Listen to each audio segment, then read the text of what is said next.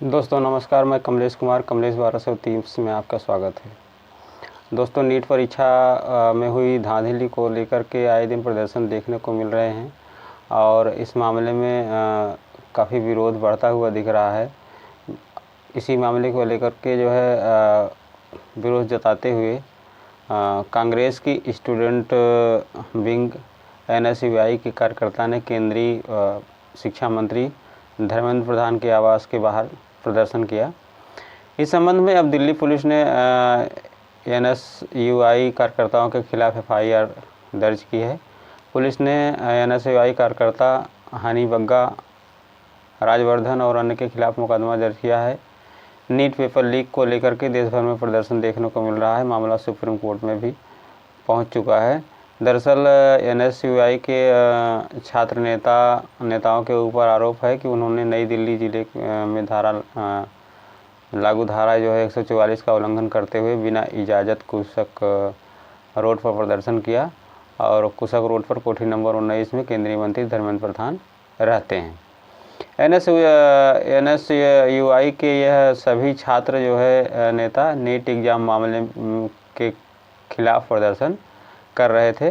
Delhi police ने धारा 188 के तहत इन सभी पर मुकदमा दर्ज किया है। NSUI के कार्यकर्ता जो है ने नारेबाजी करते हुए जंतर मंतर पर भी जोरदार प्रदर्शन किया। वहीं नीट एग्ज़ाम को रद्द करने की मांग जो है को लेकर के सुप्रीम कोर्ट ने इनकार भी कर दिया था और उसमें जो है उन्होंने कहा था कि 1563 छात्रों को की परीक्षा दोबारा करा ली जाए, उसके लिए डेट भी दे चुकी है। एक अपडेट इसको लेकर के गुजरात से नया अपडेट आ रहा है नीट एग्ज़ाम को लेकर के। उसमें काफ़ी जो है छानबीन और जांच पड़ताल चल रही है। इसको लेकर गुजरात से एक नया अपडेट आ रहा है कि गुजरात में गोधरा के स्कूल में नीट परीक्षा में धांधली का जो है बड़ा खुलासा हुआ है। जांच में पता चला है कि छात्रों को अच्छे नंबर दिलाने के लिए डील हुई थी और छापामारी में पुलिस को परशुराम के घर से 2 करोड़ 30 लाख रुपए का चेक और अन्य इलेक्ट्रॉनिक डिवाइस मिले हैं। पुलिस इस मामले में कई गिरफ्तारियां भी की हैं। तो ये था गुजरात से एक मामला जो नीट को लेकर के था और अभी भी छानबीन जारी है। अभी भी संदेह लगाया जा रहा है कि कई लोग इसमें संलिप्त हैं। फिलहाल नई दिल्ली से एक बस जो है वो चौपत तुंगनाथ चंसीला ट्रैकिंग के लिए 26 यात्रियों को लेकर के एक बस रवाना हुई थी शनिवार को। और शनिवार को ये जो है 11:30 बजे करीब बताया जा रहा है कि हादसे का बस शिकार हो गई। बताया जा रहा है कि वाहन चालक को झपकी आ गई थी और अधिकांश यात्री भी नींद में थे।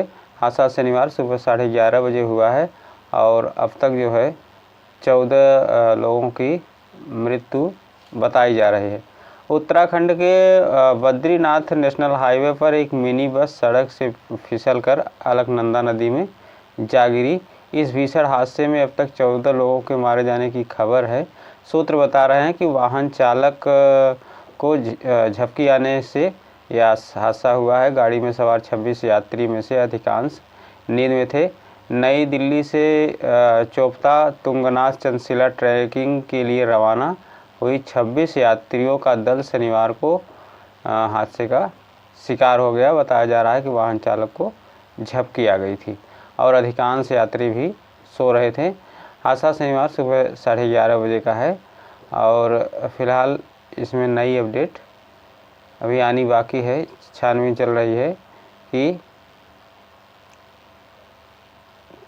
26 यात्री में से अभी 14 की मृत्यु की पुष्टि हुई है।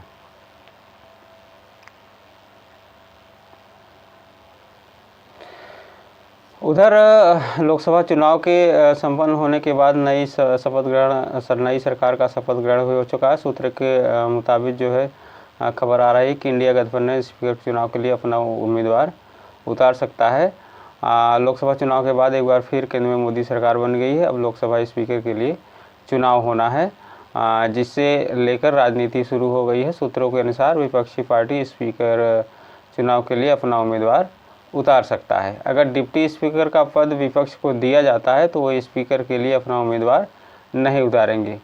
एनडीए की नई सरकार बनने के बाद से ही अटकलें लगाई जाने लगी थी कि जनता दल यूनाइटेड जेडीयू लोकसभा में स्पीकर की पद मांग सकती है। इस पर शुक्रवार 14 जून को जेडीयू ने साफ कर दिया था कि तेलुगु देशम पार्टी टीडीपी और जेडीयू एनडीए के साथ मजबूती से खड़ा है। स्पीकर पद के लिए बीजेपी जिसे भी नामित करेगी, दोनों पार्टी उसका समर्थन करेंगे। पिछले 2 लोकसभा चुनाव में बीजेपी ने अपने दम पर बहुमत हासिल किया था, जिसकी वजह से जो है लोकसभा में स्पीकर पद का बीजेपी का दबदबा था। 18वीं लोकसभा में अध्यक्ष की भूमिका महत्वपूर्ण होगी, क्योंकि विपक्ष जो है इंडिया गठबंधन 234 सदस्य के साथ सशक्त होकर सदन में नजर आएगा। विपक्षी पार्टी पहले ही कह चुकी है कि इस बार सदन में बीजेपी की मनमर्जी नहीं चलेगी। 17वीं लोकसभा का कार्यकाल 17 जून 2019 से 5 जून 2024 तक था। इस दौरान संसद में कई प्रदर्शन हुए, कई बार ऐसे मौके आए जब सांसदों को निलंबित कर दिया गया। दिसंबर 2023 में शीतकालीन सत्र के दौरान 146 सांसदों को निलंबित कर दिया गया था। लोकसभा चुनाव के नतीजों के बाद 8 जून को कांग्रेस वर्किंग कमेटी की बैठक बुलाई गई थी, जिसमें पार्टी की पूर्व अध्यक्ष जो है सोनिया गांधी ने कहा था कि अब संसद को उस तरह से नहीं दबाया जा सकता और न ही दबाया जाना चाहिए, जैसा कि पिछले 10 सालों में किया जा रहा था। फिलहाल अब इस पे जो है विपक्ष की निगाहें हैं कि लोकसभा स्पीकर अगर लोकसभा स्पीकर पद के लिए जो है वो चुनाव मैदान में किसी को अपने प्रत्याशी के रूप में उतार सकती है। इस पर सियासी रणनीति बनाई जा रही है। फिलहाल एनडीए के पक्ष में जेडीयू और टीडीपी दोनों मजबूती से खड़े हैं। दोनों का कहना है कि हमें स्पीकर पद नहीं चाहिए, भारतीय जनता पार्टी जिसे चाहेगी उसे अपना स्पीकर बना सकती है। फिलहाल आज के लिए इतना ही। यदि हमारे चैनल को सब्सक्राइब नहीं किया, सब्सक्राइब करके बेल आइकन दबाएं। तब तक के लिए नमस्कार।